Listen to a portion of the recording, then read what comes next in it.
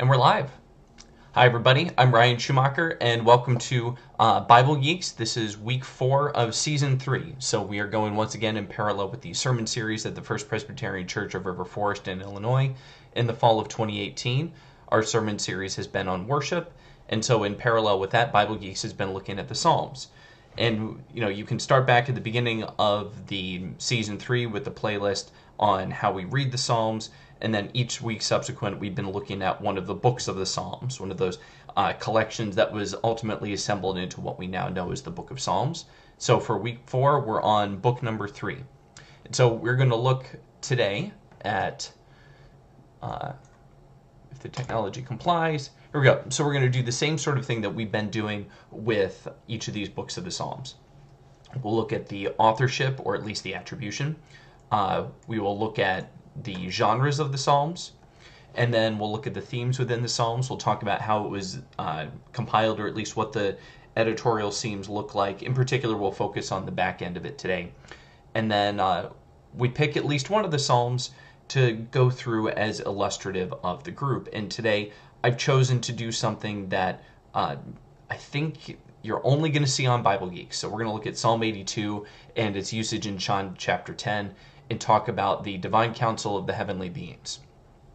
So let's start off here. Let's look at authorship, or at least attribution. Again, this is from Logos Bible Software. In fact, we could look at that because I think it's better to do this interactively. So we're gonna, cool. All right, so here are all the Psalms, and we can look at book 4. Book 3. So book 3 of the Psalms, if we look right now, first, you can see them highlighted on here. So there are fewer of them. The first book was really big. The second book was really big. The next 3 are actually smaller. The first half of the Psalms are taken up in books 1 and 2, and then you have books 3, 4, and 5 that comprise the second half. Even though I would think of books 1, 2, and 3 as a unit, and then 4 and 5 as a unit. So book 3, you can see, again, fewer Psalms. You do have some long ones. You have Psalm 78 down here, and then Psalm 89. And if we drill down to book 3, so it's going to start us here with the genres. Let's look at the authorship first, though. Let's look at this. So you've got one here attributed to David. So that's unlike the other books, right? We've been seeing David as the primary author in books 1 and 2. David now has faded away. The prayers of David, the son of Jesse, have ended, is how book 2 concluded. So now we just have one that has an attribution to David. Again, attribution, at least at the top, doesn't necessarily mean that it was written by that person, like we talked about for book 2. Psalm 72, the end of book 2, which says of Solomon at the top, was likely a prayer written by David for his son Solomon. So this one here we could conceive of as perhaps not necessarily by David, but for David, or at least in remembrance of David. It is possible that David wrote it too. There was back-end editing of the compilations of the Psalms, and so it's quite possible. As we'll see, one of the Asaph Psalms ends up in book 2, but most of them are in book 3. So it is possible, but David as a character is essentially not relevant as a speaker in book 3, but still in fact, probably still the most important idea in book 3. You have some of the sons of Korah, the Korahites, but your main group here, in terms of authorship in book 3, are the Psalms of Asaph. So Asaph, we actually see Asaph in 1 Chronicles, spoken of as one of the musicians. And if we go back here, so yeah, let's go back to our slides here. So the Asaph Psalms, so these are Psalms 73 through 83 plus Psalm 50. So the question could be, why was Psalm 50 not considered?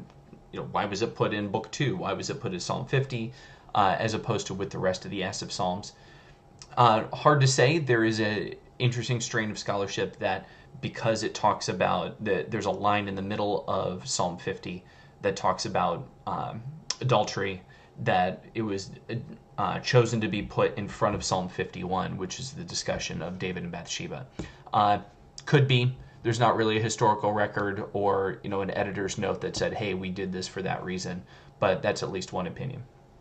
Most of the collections of the Asaph Psalms are generally speaking here in Book 3. And in fact, if we go back to Logos for a second, pull that back up, we can back into this, and we can, what we want to do is get back to, I don't know why this is not cooperating here. Here, we'll close this and then we'll reopen it because it was being uncooperative. There we go. That's what I needed to get rid of. So yeah, this is where you're seeing essentially all of the Asaph Psalms. So it's not like there's Asaph Psalms in other places. When you drill down to the authorship of Asaph,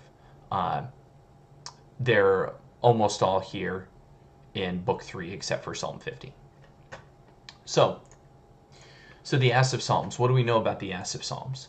So one of the characteristics of the Asaph Psalms, the divine name, is overwhelmingly Elohim 50 times rather than Yahweh, the covenant name for God. We talked about this in the last video on Book 2, that in Books 2 and 3, Elohim is the dominant name. If you want more on that, you can go back and look at the introduction to Book 2 where we drill into the usage of the divine names in the Psalms. The subject matter. So what is the Asaph collection focusing on? It's concerning the relationship between God, Israel, and the nations. And this will be relevant for historically how Book 3 fits in. They have a prophetic character. So God is often speaking directly to the people in the Asaph Psalms. We'll see that a lot in Psalm 82 when we choose to look at that a little bit later. That is one of the Psalms of Asaph. There's a frequent discussion of the history of Israel and the covenants. So you see the blessings and curses of the Sinai covenant. You will see the promises for the covenant of David. When you're talking about the relationship between God and Israel, that is essentially the same thing as saying you're focusing on the covenants. But you see covenant references often. There's the question of how God will deal with the enemies of Israel. So if we're thinking about this historically, so books 1 and 2 concern David. Then this is post-David. You start to get the incorporation of Israel's enemies. This starts to become a more important topic because in Israel's history, after the division of the kingdom, and you have the northern kingdom of Israel, you have the southern kingdom of Judah, the next entrants onto the scene are the Assyrians and the Assyrian crisis. Then you have the Babylonians as well for the exile. And so the enemies of Israel become a more important idea as you go through Israel's history after David. And then because eventually Samaria in 722 gets destroyed. That was the capital of the northern kingdom. And then Judah was conquered in 587, and that's when the deportation to Babylon was. So historically, this would align, the question the psalmists are asking, how is God going to deal with the enemies of Israel? And if you remember the covenants, if Israel is faithful, they should be able to defeat the enemies and keep their land. If they are not faithful, then they expect defeat. The Asaph Psalms themselves seem convinced that God will judge the nations and their gods and preserve Israel according to his covenant faithfulness. So they are essentially saying that your unchanging character is what we can rely on, and you made a covenant with us, and you will rescue us. And this is despite the perturbing continued prosperity of Israel's enemies. So you have this statement of trust and this emphasis on trust in the Asaph Psalms, despite everything that's going on, that's saying, this is not quite consistent with how we would expect you to act here, Yahweh, but we trust you, because you are our God and we are your people, and we are you are unchanging and you have said it, therefore you will do it. Then you start to see less and less hope as you get towards the end of Book 3. So the genres for Book 3 then, we have, once again, lament is the dominant emotion. This was the same as in Book 1 and Book 2. Book 1 was overwhelmingly lament. Book 2 and Book 3 look relatively similar. where you have the plurality being lament psalms. You have some praise psalms. You have a royal psalm, Psalm 89. That's at the seam of the book. We'll talk about Psalm 89, the royal context of that. And then some of the wisdom psalms. I would say you can notice there starts to be a cluster of lament here. 82, 83, 85, 86, 88.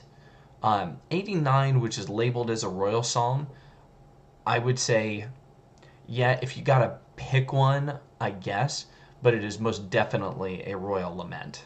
It is the two of those together. There's you can't put it in one category. I don't think it's appropriate to pick a single category. It is both royal and lament. And so you start to see, whereas earlier 73 is wisdom, 75 is thanksgiving, 76 is praise, 78 is wisdom psalm. You then start to get a steady lament as you get towards the end of the book. Book 3 themes, and this will get us into Psalm 89 and the end of the book and what's happening. So we've looked at these clusters for the past few weeks, and once again, we're looking at the names of God as the dominant ideas, or at least the dominant words. Like we discussed last time for Book 2, Book 3 predominantly uses the label Elohim, so that would be God, versus Yahweh, that would be Lord. The software that I'm using to generate these doesn't care about capital letters, but Lord is going to be Yahweh.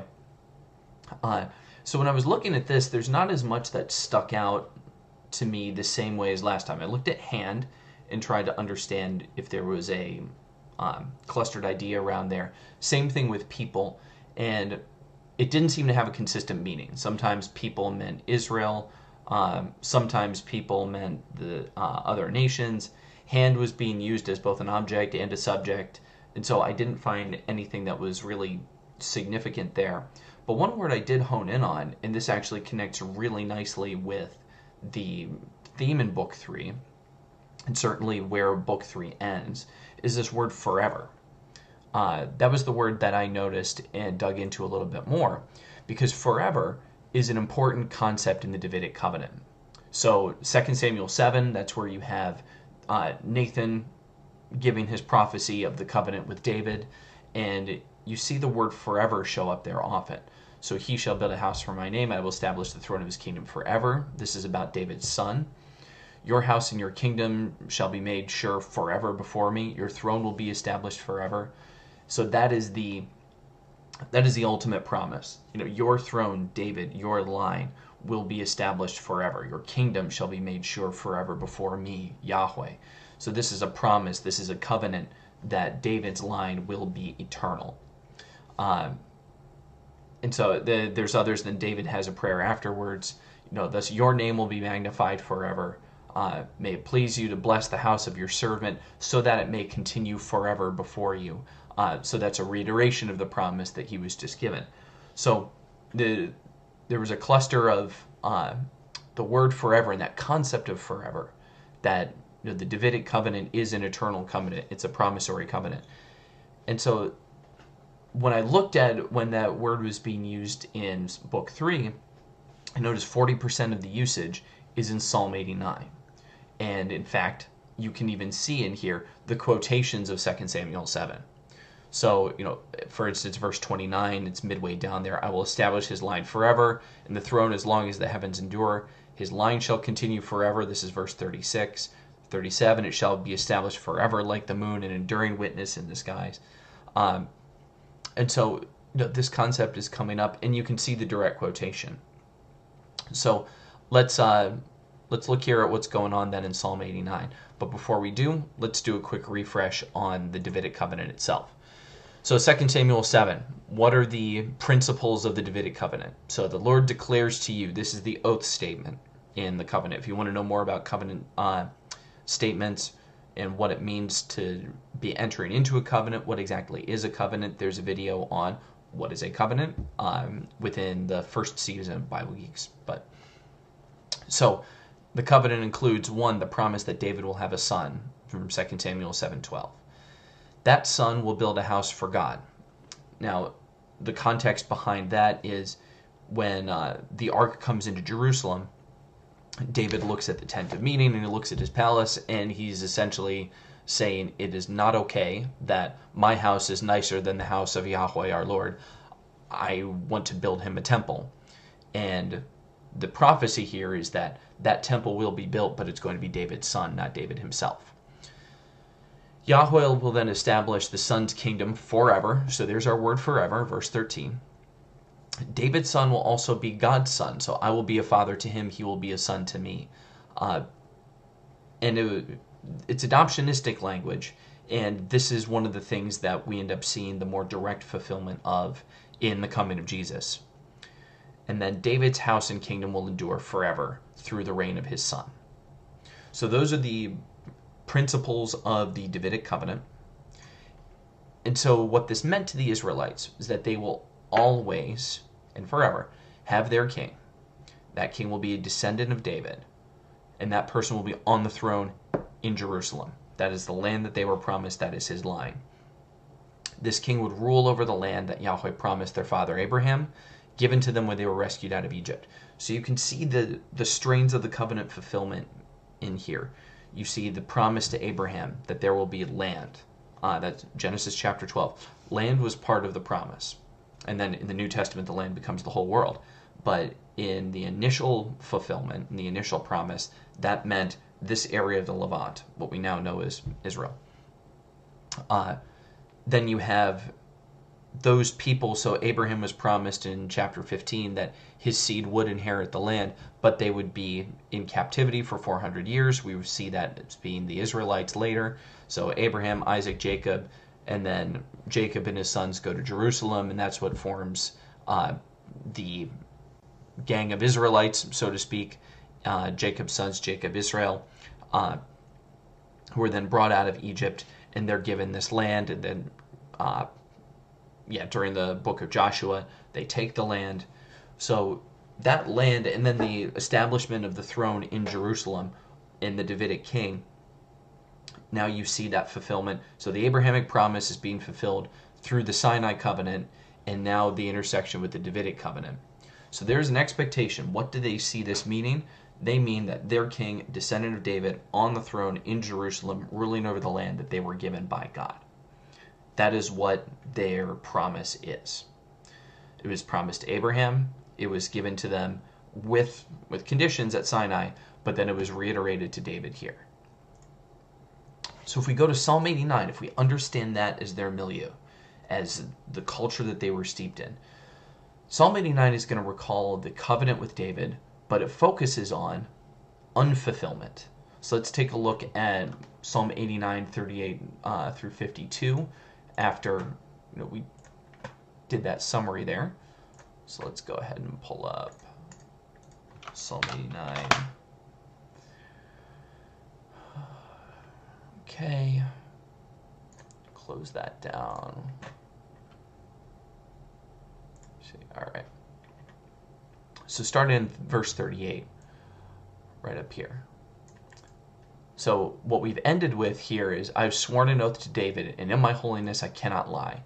His dynasty will go on forever. His kingdom will endure as the sun. It will be as eternal as the moon, my faithful witness in the sky. Selah. Okay, so that, and even above, I will not break my covenant. I will not take back a single word that I said. So this is what's being set up here. And the speaker there, this is the quotation of Yahweh. And so you have David here who's reiterating the promises that he's been given by God in 2 Samuel 7. So now verse 38. But now you have rejected him and cast him off. You are angry with your anointed king. You have renounced your covenant with him. You have thrown his crown in the dust. You have broken down the walls protecting him and ruined every fort defending him. Everyone who comes along has robbed him, and he has become a joke to his neighbors. You have strengthened his enemies and made them all rejoice. You have made his sword useless and refused to help him in battle. You have ended his splendor and overturned his throne. You have made him old before his time and publicly disgraced him. Selah. O Yahweh, how long will this go on? Will you hide yourself forever? How long will your anger burn like fire? Remember how short my life is, how empty and futile this human existence. No one can live forever, all will die. No one can escape the power of the grave. And then we can just finish here. Lord, where is your unfailing love? You promised it to David with a faithful pledge. Consider, Lord, how your servants are disgraced. I carry in my heart the insults of so many people. Your enemies have mocked me, O Yahweh. They mock your anointed king wherever he goes. And then the doxology at the end, which announces the break from book 3 to 4. Praise Yahweh forever. Amen and amen. Okay. So that's what the psalmist is dealing with now. At the end of book 3, the Davidic covenant, and then there's the rejection of the king. Now, so Bullock dates this to when the Babylonians destroyed the temple. So this is 2 Kings 25. This would be 587 when Jerusalem was officially destroyed and the Israelites were deported to Babylon. This temple was the enduring symbol of the Davidic covenant, along with the Davidic king. But the temple being built itself was an immediate fulfillment of the promise.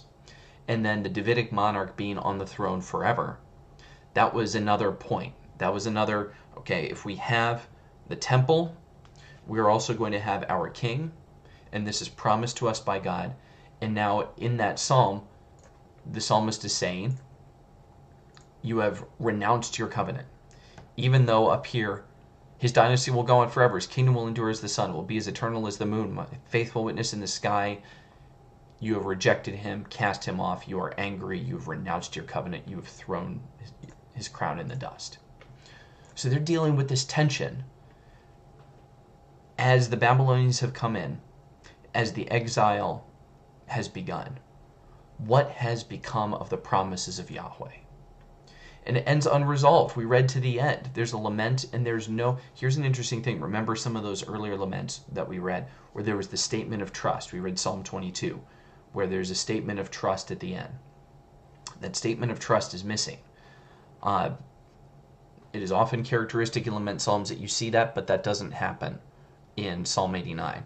This is actually the same thing with Psalm 88. This Dr. Bullock's comment on that, I think Derek Kidner said the same thing.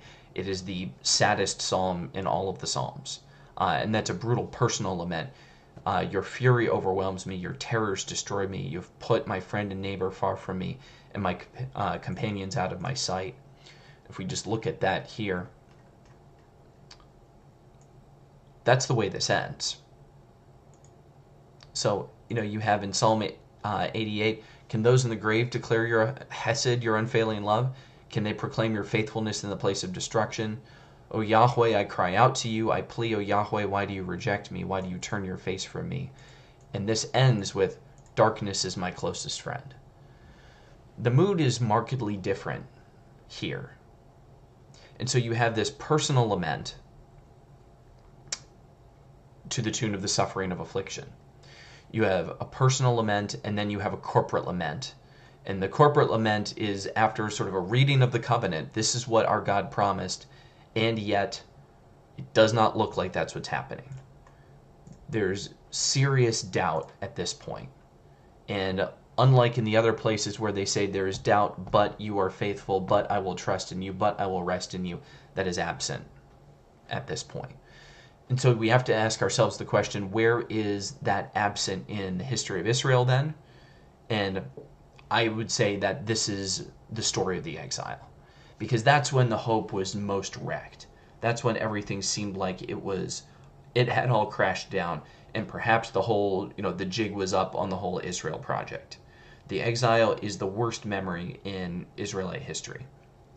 Because, you can think about this too. The bondage in Egypt, the slavery in Egypt, was not the result of sin. The slavery in Egypt just occurred. It doesn't say in Exodus that the Israelites were sinful. It says that they were oppressed by the Egyptians. The exile was caused by sin and idolatry. And so this is the blemish, which, by the way, God was extraordinarily patient with them for over 1,000 years in their idolatries, and it took 1,000 years for them to ultimately then be punished in the most extreme sense, in essentially a covenant-breaking sense.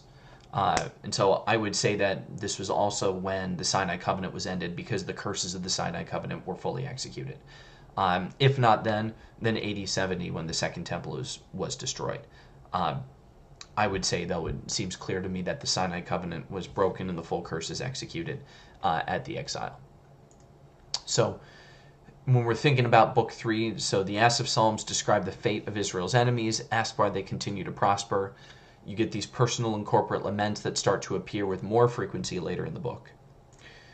There's the departure of hope from these later lament psalms. So you don't have that statement of trust anymore. And then the question is about God's faithfulness. Will God be faithful to his covenant? And that's what you end Book 3 on, this question. Now, of course, the answer is yes, but they don't know that yet, and they don't exactly know how that's going to be fulfilled. But just to give you a quick preview, once we go from this to Book 4, so what happens after we take this, we'll go organize by genre here. So after Book 3, what do we see in Book 4? Lots and lots and lots of praise. So there's light at the end of the tunnel, there's sunshine coming, but Book 3 is the depth of despair, where when one is in like inconsolable despair or doubt or sadness, the Psalms from Book 3 are the ones that are the most appropriate.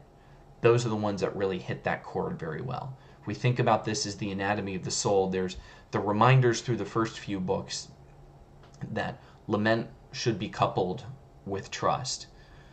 But there are times when we're just not able to do that. There are times when it just feels like lament is lament, and based on how the worshiper is feeling, there needs to be a period at the end of that lament. And that is okay. I would encourage, though, anybody who dwells in the Book 3 mindset to know that Books 4 and then Books 5 are filled with hymns and praise and trust. And the exile itself did end, and God did show his faithfulness. So that's what we have right now for Book 3. I think I'm going to end this video here, and then I'm going to pick up the next video on the Divine Council, and we'll talk about Psalm 82 specifically, and the realm of the heavenly beings, and how that's used in Psalm 82, what we're to make of that, and then how that's used in John chapter 10 by Jesus, and how to reconcile those. So thank you for watching, and to learn more, go on to the next step for the Divine Council, Psalm 82 and John 10. God bless.